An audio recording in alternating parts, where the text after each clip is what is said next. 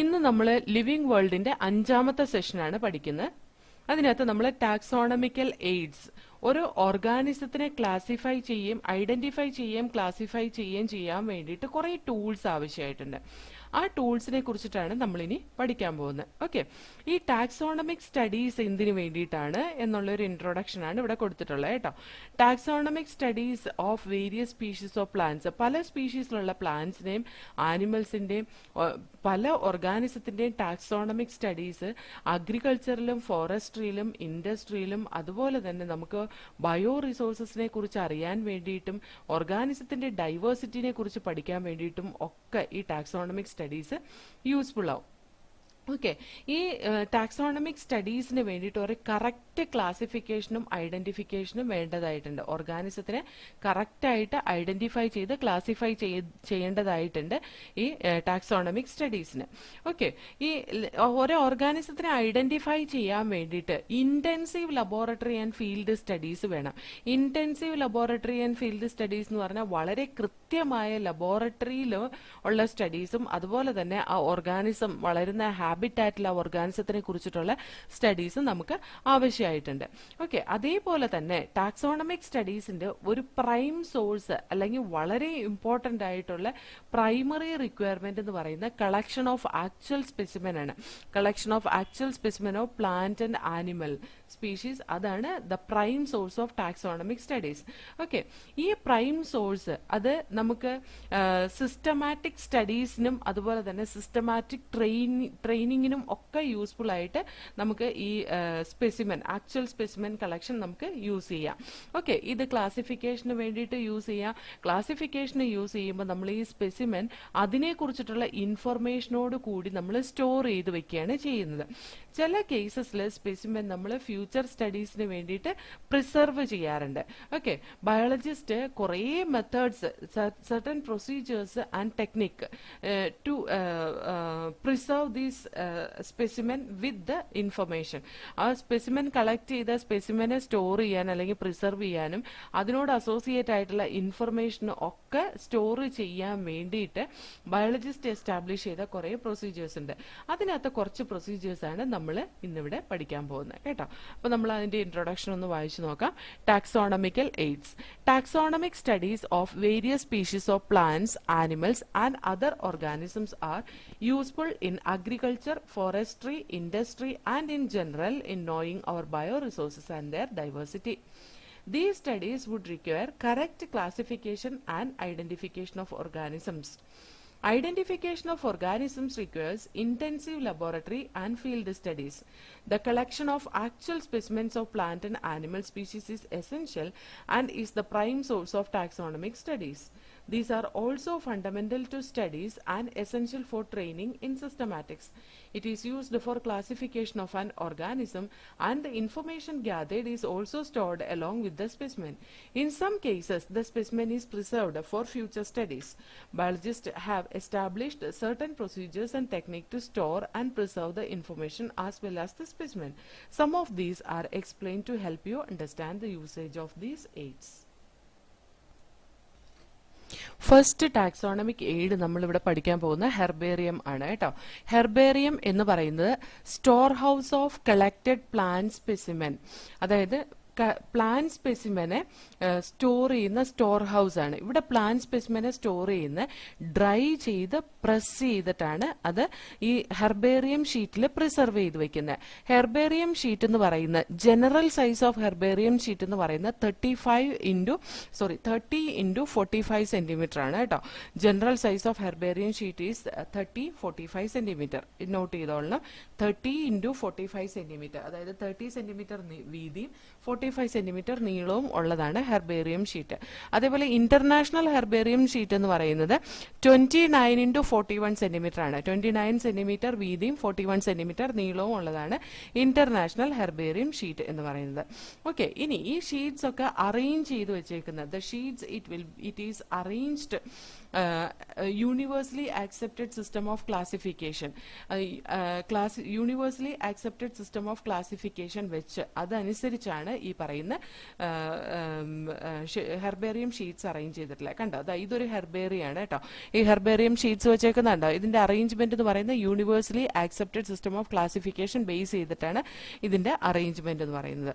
Okay, ഇതിന്റെ അകത്ത് the specimen keep ചെയ്യുന്നത് അവരുടെ ഡിസ്ക്രിപ്ഷനോട് കൂടിയിട്ടാണ് ഹെർബേറിയം ഷീറ്റിൽ സ്പെസിമെൻ കീപ്പ് ചെയ്യുന്നത്.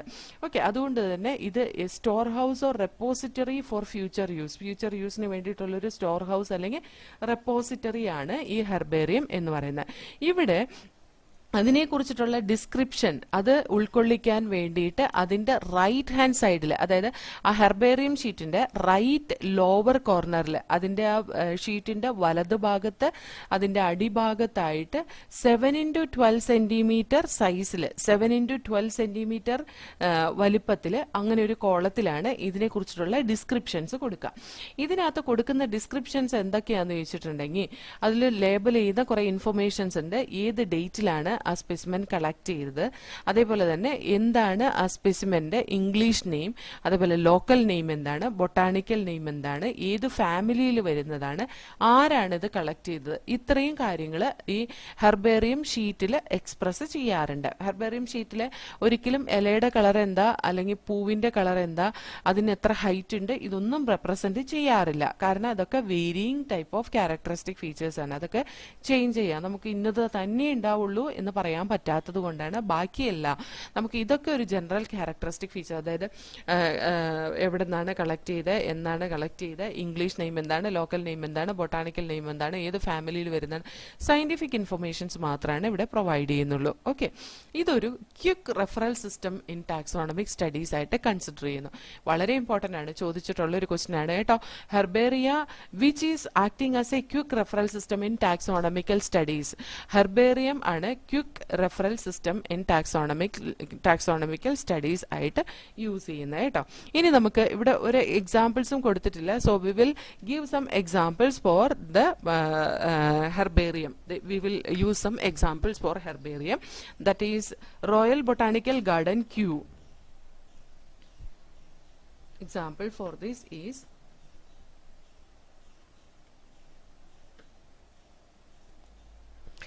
ഹെർബേറിയത്തിന്റെ കുറച്ച് എക്സാമ്പിൾസ് ആണ് ഞാൻ ഇവിടെ എഴുതിയിട്ടുള്ളത്. Herbarium of royal botanical garden Kew, England. ഇതാണ് ലാർജസ്റ്റ് ഹെർബേറിയം എന്ന് പറയുന്നത്. Herbarium of national botanical research institute, Lucknow. Central national herbarium of Indian botanical garden, Howrah. Herbarium of forest research institute, Dehradun. ഇതൊക്കെ ഡിഫറെന്റ് ഹെർബേറിയത്തിന് എക്സാമ്പിൾ ആണ് കേട്ടോ. ഇമ്പോർട്ടന്റ് ആണ്, ഓർത്തിരുന്നോളണം. ഓക്കെ,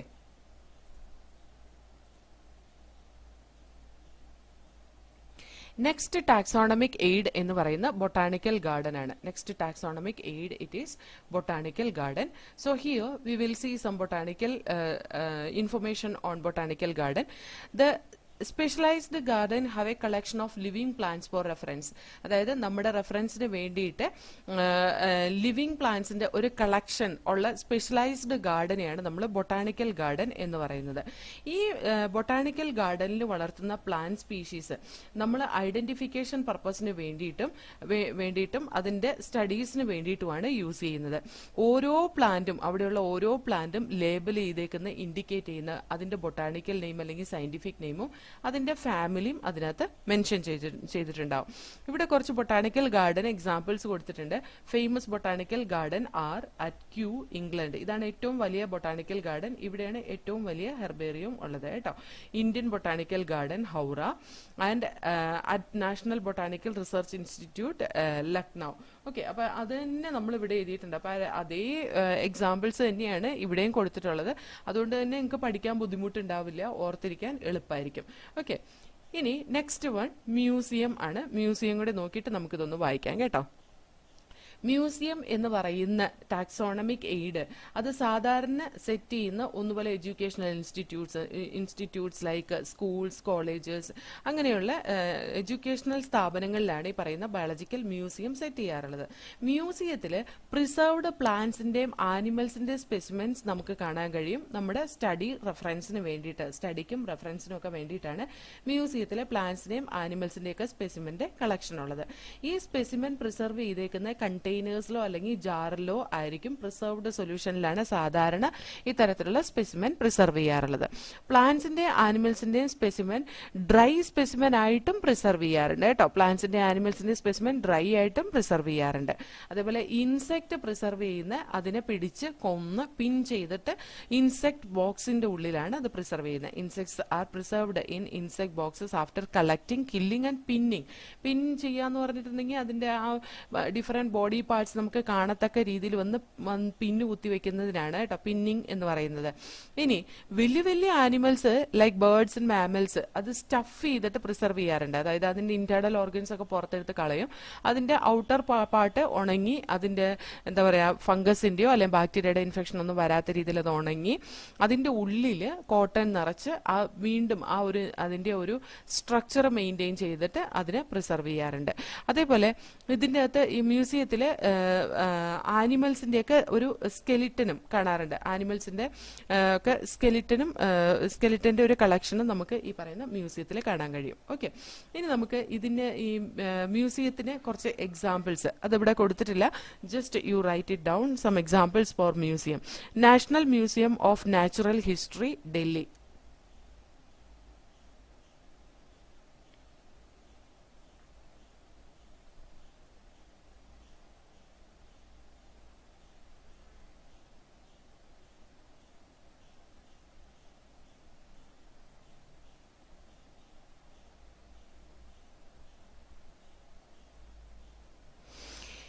ഇനി Indian museum, Kolkata.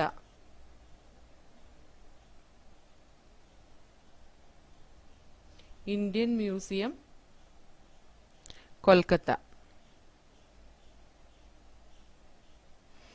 Natural history museum, London.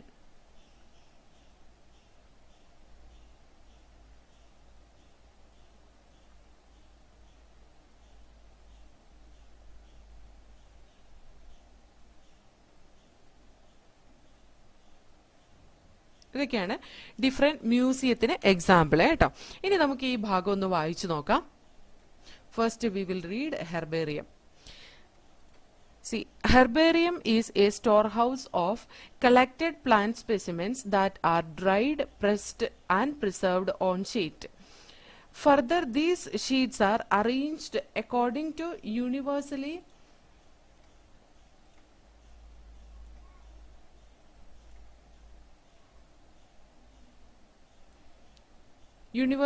accepted system of classification. Okay, these specimens along with their description on herbarium sheet become a storehouse or repository for further use. The herbarium sheets also carry a label providing information about date and place of collection, English, local and botanical names, family, collector's name, etc. Herbarium also serve as a quick referral system in taxonomical studies. The next one is botanical garden. Botanical garden, these are specialized garden have collection of living plants for reference. Plant species in this garden are grown for identification purposes and each plant is labeled indicating its botanical scientific name and its family. The famous botanical gardens are at Kew, England, Indian Botanical Garden, Howrah, India, and at National Botanical Research Institute, Lucknow, India. Next one is museum. Biological museum are generally set up in educational institutes such as schools and colleges. Museum have collections of preserved plant and animal specimens for study and reference. Specimens are preserved in the containers or jars in preservative solution. Plants and animal specimen may also be preserved as dry specimens. Insects are preserved in insect boxes after collecting, killing and pinning. Larger animals like birds and mammals are usually stuffed and preserved. Museums often have collection of skeletons of animals too. ഇനി അടുത്ത taxonomic aid ആണ് സൂവോളജിക്കൽ park എന്ന് പറയുന്നത് കേട്ടോ. സൂവോളജിക്കൽ park നമുക്കൊക്കെ അറിയാവുന്നതാണ്. സൂവോളജിക്കൽ park സൂ അല്ലെ, നമ്മൾ വിസിറ്റ് ചെയ്യാറുള്ളതാണ്. ഇവിടെ വൈൽഡ് ആനിമൽസിനെ പ്രൊട്ടക്റ്റഡ് എൻവയോൺമെന്റിൽ ഹ്യൂമൻ കെയറിലാണ് അതിനെ പ്രൊട്ടക്ട് ചെയ്തിട്ടുള്ളത്. ഓക്കെ, അവരുടെ ഫുഡ് ഹാബിറ്റ്സും അതുപോലെ ബിഹേവിയറും ഒക്കെ സ്റ്റഡി ചെയ്യാൻ നമുക്ക് ഈ സൂവോളജിക്കൽ പാർക്കിൽ മെയിൻറ്റെയിൻ ചെയ്യുന്ന ഓർഗാനിസത്തിൽ നിന്ന് നമുക്ക് ചെയ്യാൻ കഴിയും. ഇവിടെ ആനിമൽസിൽ സൂവിൽ വളർത്തുന്ന ആനിമൽസിൽ അവർ സാധാരണ ജീവിക്കുന്ന ഹാബിറ്റാറ്റിൽ എന്തൊക്കെ കണ്ടീഷൻസ് ആണോ അതെല്ലാം കൊടുത്തിട്ടാണ്. അതായത് artificially we will give the same habitat like the wild habitat in the zoological park. അങ്ങനെയാണ് സൂവോളജിക്കൽ പാർക്കിൽ ആനിമലിനെ ഇട്ടേക്കുന്നത്. അതാണ് ശരിക്കും അങ്ങനെയാണ് ചെയ്യേണ്ടത്. പക്ഷെ പല പാർക്കിലും നമ്മൾ നോക്കുമ്പോൾ എന്താ പറയുക, അതിന് അത്ര സൗകര്യങ്ങളൊന്നും ഇല്ലാത്ത പാർക്ക് നമ്മൾ കാണാറുണ്ട്. വാട്ട് എവർ ഇറ്റ് ഈസ്, നമ്മുടെ എന്താ പറയുക റൂൾ പ്രകാരം നമുക്ക് സൂവോളജിക്കൽ പാർക്ക് എന്ന് പറയുന്നത് ആർട്ടിഫിഷ്യലി എല്ലാ അതിന്റെ ഹാബിറ്റാറ്റ് നമ്മൾ പുറത്ത് പ്രൊവൈഡ് ചെയ്ത് നമ്മൾ ഓർഗാനിസത്തിനെ ഹ്യൂമൻ കെയറിൽ വളർത്തുന്നതിനെയാണ് സൂവോളജിക്കൽ പാർക്ക് എന്ന് പറയുന്നത്. നമുക്കറിയാം സൂസ് നമ്മളൊക്കെ സാധാരണ വിസിറ്റ് ചെയ്യുന്നതാണ് സൂവോളജിക്കൽ പാർക്ക് അല്ലെ. ഇതിന് കുറച്ച് എക്സാമ്പിൾസ് ആണ്, ഒന്ന് നോട്ട് ചെയ്തോ. National zoological park Delhi, national zoological park Delhi, Mysore zoo Karnataka, Rajiv Gandhi zoological park Pune, Rajiv Gandhi zoological park Pune, അതേപോലെ തൃശൂർ സൂ ഉണ്ട്, ട്രിവാൻഡ്രം സൂ ഉണ്ട്. ഇതൊക്കെ സൂവോളജിക്കൽ പാർക്കിന് എക്സാമ്പിൾസ് ആണ് കേട്ടോ. ഇനി നമുക്ക് നെക്സ്റ്റ് ടാക്സോണമിക് എയ്ഡ് നോക്കാം. The next taxonomic aid it is key. കണ്ടോ, ഇതൊരു സൂവോളജിക്കൽ പാർക്കിൽ കാണുന്ന ഓർഗാനിസത്തിന്റെ ഡയഗ്രാംസ് ആണ് ഈ കൊടുത്തേക്കുന്നത്. കണ്ടോ, see here there are different organisms, picture showing animals in different zoological park of India. Okay, ഇനി നമ്മൾ നെക്സ്റ്റ് ടാക്സോണമിക് എയ്ഡ് അത് കീ ആണ്. കീ എന്ന് പറയുന്നത് A list of characteristic features ആണ്. ആ ലിസ്റ്റ് ഓഫ് ക്യാരക്ടറിസ്റ്റിക് ഫീച്ചേഴ്സ് കാണിക്കുന്ന ഓർഗാനിസവും കാണിക്കാത്ത ഓർഗാനിസവും അങ്ങനെ നമ്മൾ ഡിവൈഡ് ചെയ്താൽ നമുക്ക് ഓർഗാനിസത്തിനെ ഐഡന്റിഫൈ ചെയ്യാൻ പറ്റും. ഓക്കെ, ഇത് കീ എന്ന് പറയുന്ന അനദർ ടാക്സോണമിക് എയ്ഡ് ആണ്. അത് പ്ലാന്റ്സിനെയും ആനിമൽസിനെയും ഒക്കെ ഐഡന്റിഫൈ ചെയ്യാൻ വേണ്ടിയിട്ട് അത് എന്തിന്റെ ബേസിലാണ്, സിമിലാരിറ്റീസിന്റെയും ഡിസിമിലാരിറ്റീസിന്റെയും ബേസിൽ ക്ലാസിഫൈ ചെയ്യാൻ വേണ്ടിയിട്ട് യൂസ് ചെയ്യുന്ന അടുത്ത ടാക്സോണമിക് എയ്ഡ് ആണ് കീ എന്ന് പറയുന്നത്. ഈ കീ കോൺട്രാസ്റ്റിംഗ് ക്യാരക്ടേഴ്സിനെ ബേസ് ചെയ്തിട്ടാണ് കേട്ടോ. സാധാരണ കീ എന്ന് പറയുന്ന ലിസ്റ്റ് ഓഫ് ക്യാരക്ടേഴ്സ് പറയുമ്പോൾ എല്ലാ ക്യാരക്ടേഴ്സും അതിന്റെ കപ്ലെറ്റ് ആയിട്ട് അല്ലെങ്കിൽ ഓപ്പോസിറ്റ് ക്യാരക്ടേഴ്സ് ആയിട്ടാണ് അറേഞ്ച് ചെയ്യുക. അതിനൊരു എക്സാമ്പിൾ പറഞ്ഞു കഴിഞ്ഞാൽ ജോയിന്റഡ് അപ്പൻഡേജസ് ഉള്ള 3 പെയർഡ് ജോയിന്റഡ് അപ്പൻഡേജസ് ഉള്ള ഓർഗാനിസം, ഇല്ലാത്ത ഓർഗാനിസം എന്ന് നമുക്ക് രണ്ടായിട്ട് ഡിവൈഡ് ചെയ്യാം അല്ലെ. അപ്പൊ ഉള്ളത് ഇല്ലാത്തത്, അതായത് by selection and elimination we can include the organisms into 2 different groups അല്ലെ. ഉള്ളത് ജോയിന്റഡ് അപ്പൻഡേജസ് ഉള്ളത്, ജോയിന്റഡ് അപ്പൻഡേജസ് ഇല്ലാത്തത്. അങ്ങനെ പറയുമ്പോൾ ജോയിന്റഡ് അപ്പൻഡേജസ് ഉള്ളതിനെ സെലക്ട് ചെയ്യുക, ജോയിന്റഡ് അപ്പൻഡേജസ് ഇല്ലാത്തതിനെ എന്ത് ചെയ്യാം, നമുക്ക് റിജക്ട് ചെയ്യാം. So here we can say it represent choice made between 2 opposite option. അത് ആ 2 ഓപ്പോസിറ്റ് ഓപ്ഷൻ കൊടുക്കുമ്പോൾ ഒന്ന് ആക്സെപ്റ്റ് ചെയ്യാം ഉള്ളത്, ഇല്ലാത്തത് നമുക്ക് റിജക്ട് ചെയ്യുകയും ചെയ്യാം. അങ്ങനെയാണ് സാധാരണ കീ അല്ലെങ്കിൽ list of characters which is used for the taxonomic എയ്ഡിൽ നമ്മൾ ഒരു ഓർഗാനിസത്തിനെ ഐഡന്റിഫൈ ചെയ്യുകയും ക്ലാസിഫൈ ചെയ്യുകയും ചെയ്യുന്നത്. ഓക്കെ, ഓരോ സ്റ്റേറ്റ്മെന്റും കീയിലെ ഓരോ സ്റ്റേറ്റ്മെന്റിനും നമ്മൾ പറയുന്നത് ഒരു ലീഡ് എന്നാണ് കേട്ടോ. ഇപ്പൊ നമ്മൾ മാമറി ഗ്ലാൻഡിനെ പറയുന്നെങ്കിൽ മാമറി ഗ്ലാൻഡ് ഉള്ളത് ഇല്ലാത്തത്, അപ്പൊ മാമറി ഗ്ലാൻഡ് എന്ന് പറയുന്നത് എന്താണ്, ഒരു ലീഡാണ്. അപ്പൊ ഈ ടാക്സോണമിക് കാറ്റഗറി ഓരോന്നും കാറ്റഗറൈസ് ചെയ്യാൻ ഓരോ കീ യൂസ് ചെയ്യുന്നുണ്ട്. കീ എന്ന് പറയുന്ന ലിസ്റ്റ് ഓഫ് ക്യാരക്ടേഴ്സ് ആണ്. ഒന്ന് ആലോചിച്ച് നോക്കിയേ, കിങ്ഡം, ഓർഗാനിസത്തിനെ കിങ്ഡം ആയിട്ട് ക്ലാസിഫൈ ചെയ്യാൻ വേണ്ടിയിട്ട്, പല കിങ്ഡംസ് ആയിട്ട് ക്ലാസിഫൈ ചെയ്യാൻ വേണ്ടിയിട്ട് നമ്മൾ യൂസ് ചെയ്യുന്ന 3 or 4 ഫണ്ടമെന്റൽ ക്യാരക്ടേഴ്സ് ഉണ്ട്. ആ ക്യാരക്ടേഴ്സ് എല്ലാം കൂടെ കൂടിയിട്ട് നമ്മൾ എന്താ പറയാ, കീ എന്നാ പറയാ. അതിനകത്ത് യൂസ് ചെയ്യുന്ന കുറച്ച് ഫണ്ടമെന്റൽ ക്യാരക്ടേഴ്സ് ഞാൻ എക്സാമ്പിൾ ആയിട്ട് പറയാം. ന്യൂക്ലിയസ് ഉണ്ടോ ഇല്ലയോ, nucleus present or absent, nucleus is A lead. Nucleus ഉണ്ടോ ഇല്ലയോ എന്നുള്ള കപ്ലെറ്റ് അതൊരു കീ ആണ് അല്ലെ. ആ കീയിലെ ഒരു ക്യാരക്ടർ ആണ് നമുക്ക് പറയാം. അതേപോലെ next one, the cell wall is absent or present, whether organism is unicellular or multi cellular. കണ്ടോ, cell wall present or absent contrasting characters ആ. Unicellular or multi cellular contrasting characters ആണ്. Autotrophic mode of nutrition or heterotrophic mode of nutrition. ഇങ്ങനത്തെ കുറെ list of characters ആണ് നമ്മൾ kingdom എന്ന category ഉണ്ടാക്കാൻ വേണ്ടിയിട്ട് യൂസ് ചെയ്യുന്നത്. അതേപോലെ തന്നെ നെക്സ്റ്റ് കാറ്റഗറി ആയിട്ടുള്ള ഫൈലം അല്ലെങ്കിൽ ഡിവിഷനിലും a list of characters use ചെയ്യും. അതൊരു കീ ആയിട്ടാണ് കൺസിഡർ ചെയ്യുന്നത്. അതേപോലെ നെക്സ്റ്റ് ക്ലാസ് ആയിട്ട് ഡിവൈഡ് ചെയ്യാൻ വേണ്ടി വേറെ കുറെ കീ യൂസ് ചെയ്യും, വേറെ കുറെ ക്യാരക്ടേഴ്സ് യൂസ് ചെയ്യും. കീസ് എന്ന് പറയുന്നതിൽ നല്ല കീ യൂസ് ചെയ്യും, കുറെ ക്യാരക്ടേഴ്സ് അതിനകത്ത് യൂസ് ചെയ്യും. നെക്സ്റ്റ് ഓർഡറിലും അതേപോലെ തന്നെ ഫാമിലിയിലും ജീനസിലും സ്പീഷീസിലും നമുക്ക് കാണാൻ കഴിയും കുറെ ക്യാരക്ടറിസ്റ്റിക് ഫീച്ചേഴ്സ് കൺസിഡർ ചെയ്ത് അല്ലെങ്കിൽ കീ കൺസിഡർ ചെയ്തിട്ടാണ് ഈ പറയുന്ന ഓർഗാനിസത്തിനെ കാറ്റഗറൈസ് ചെയ്തിട്ടുള്ളത് എന്ന് നമുക്ക് മനസ്സിലാക്കാം. അതേപോലെ കീ ജനറലി അതൊരു അനലിറ്റിക്കൽ ഇൻ നേച്ചറാണ്. അതായത് നമുക്ക് ഒരു പർട്ടിക്കുലർ റിസൾട്ട് കിട്ടത്തക്ക രീതിയിലുള്ള ഒരു ക്യാരക്ടർ ആയിരിക്കും നമ്മൾ യൂസ് ചെയ്യുന്നത്. Okay, so keys are generally analytical in nature. Okay, അപ്പൊ ഇത് രണ്ടുമാണ് വേറെ രണ്ട് ടാക്സോണമിക് എയ്ഡ് എന്ന് പറയുന്നത്. നമുക്കതൊന്ന് വായിച്ചു നോക്കാം. Zoological park.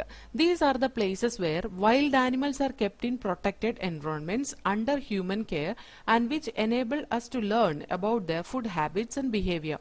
All animals in zoo are provided as far as possible the conditions similar to their natural habitats. Children love visiting these parks commonly called zoos. ഇതിന് കുറച്ച് എക്സാമ്പിൾസ് ആണ്. National zoological park Delhi, Mysore zoo Karnataka, Rajiv Gandhi zoological park Pune, Thrissur zoo, Trivandrum zoo, ഇതൊക്കെ അതിന് examples ആണ് കേട്ടോ. ഇനി നമ്മൾ next key. Key is another taxonomical aid used for identification of plants and animals based on the similarities and dissimilarities. The keys are based on the contrasting characters generally in a pair called a couplet.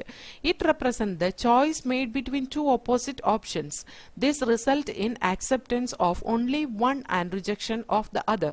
Each statement in the key is called as a lead.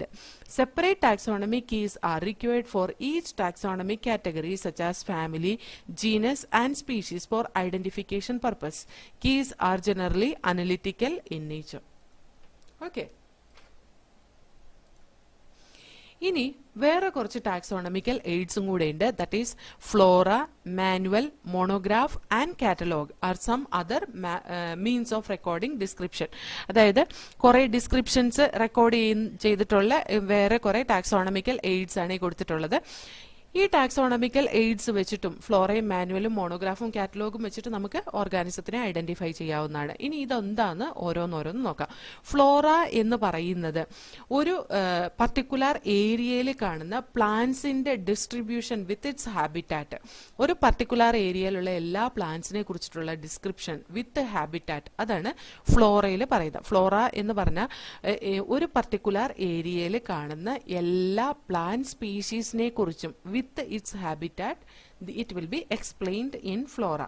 ഇനി ഫോണ എന്ന് പറയുന്ന വേറൊന്നും കൂടെ ഉണ്ട് കേട്ടോ. ഫോണ എന്ന് പറഞ്ഞു കഴിഞ്ഞിട്ടുണ്ടെങ്കിൽ I'll just write it FAUNA.